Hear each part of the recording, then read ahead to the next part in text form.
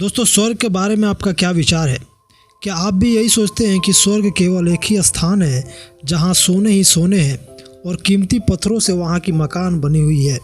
चारों तरफ स्वर्गदूत बस परमेश्वर की आराधना करते रहते हैं। अगर ऐसा है तो मैं आपको बता दूं कि केवल इतना ही नहीं है, बल्कि स्वर्ग का कुछ ऐसा भी रहस्य है जिसके बारे में बाइबल हमें विस्तार से बताती है। हम जितना जानते हैं वह केवल एक स्वर्ग के बारे में है, लेकिन क्या आपको पता है कि बाइबल हमें बताती है कि 3 स्वर्ग है और तीनों स्वर्ग का अलग अलग रहस्य भी है, जो आज के इस वीडियो में हम चर्चा करेंगे। तो आइए बिना देर किए वीडियो को शुरू करते हैं। दोस्तों, जब हम स्वर्ग के बारे में बात करते हैं तो हमें यह जानना जरूरी है कि स्वर्ग का वर्णन करने के लिए विभिन्न शब्दों का उपयोग किया जाता है।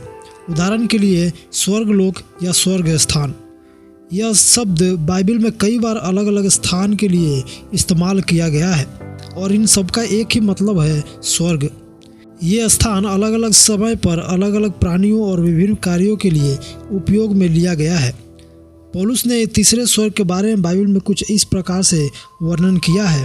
लिखा 2 कुरिन्थियों अध्याय 12 उसका 2 से 4 में, मैं मसीह में एक मनुष्य को जानता हूँ जो 14 वर्ष पहले न जाने देह सहित न जाने देह रहित परमेश्वर ही जानता है तीसरे स्वर्ग तक उठा लिया गया।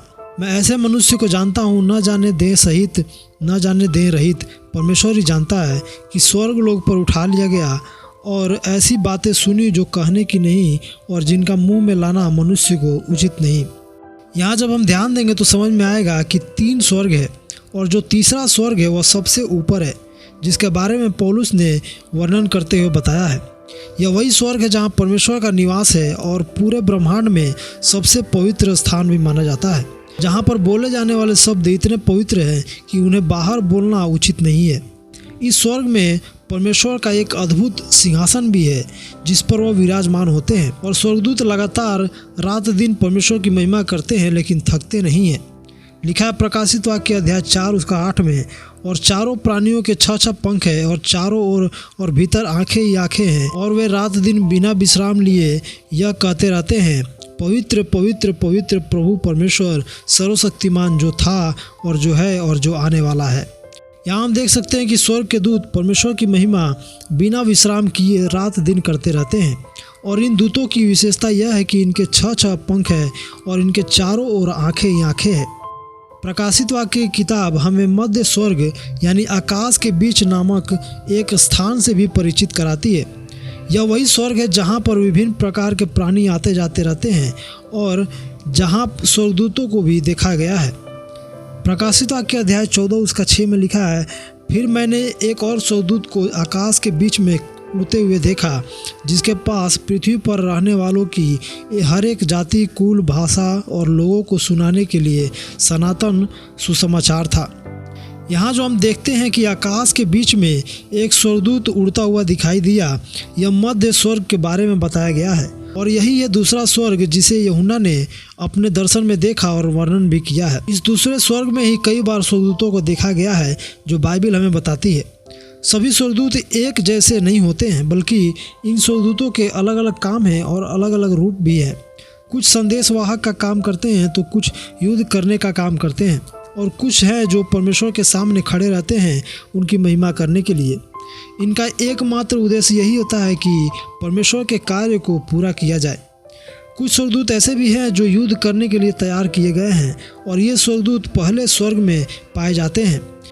यह ऐसा स्वर्ग है जहाँ पर कई बार शैतान के दूत और स्वर्गदूतों के बीच युद्ध होने के बारे में वर्णन किया गया है।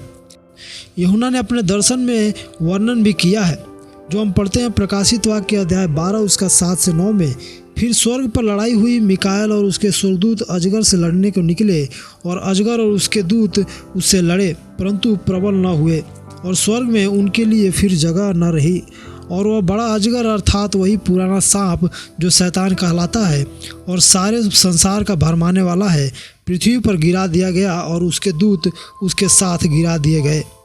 यहाँ पर हम देखते हैं कि एक ऐसा स्वर्ग भी है जहाँ पर यीशु मसीह के दूसरे आगमन से पहले शैतान और उसके दूत और मिकाएल दूत, जो एक योद्धा दूत भी है, इनके बीच में युद्ध होगा, और वो भी स्वर्ग में, यानी कि यह पहला स्वर्ग होगा, क्योंकि दूसरा और तीसरा स्वर्ग इतना पवित्र है कि वहाँ कोई अपवित्र वस्तु जा ही नहीं सकती है।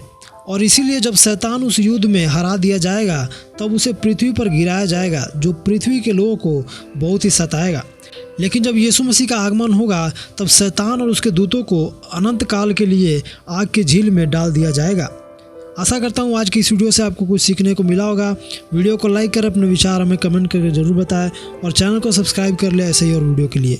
धन्यवाद। जय मसीह की।